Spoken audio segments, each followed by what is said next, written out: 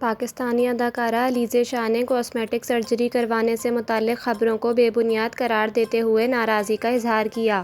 اداکارہ علیزہ شاہ کو ان کے چہرے اور جسامت میں تبدیلی پر کاسمیٹک سرجری سے جوڑا جاتا ہے اور بعض اداکاراؤں نے بھی ان کی کاسمیٹک سرجری سے متعلق بات کی ہے۔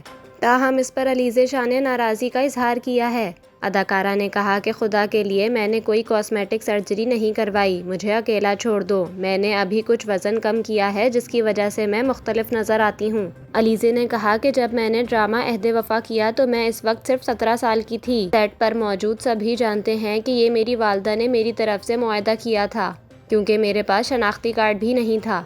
اداکارہ کا کہنا تھا کہ آپ لوگ 6 سال کے بعد بھی ایک شخص سے ایک جیسا نظر آنے کی امید کیسے رکھ سکتے ہیں؟ میری اس وقت عمر 23 سال ہے تو میں 17 سال کی کیسے لگ سکتی ہوں؟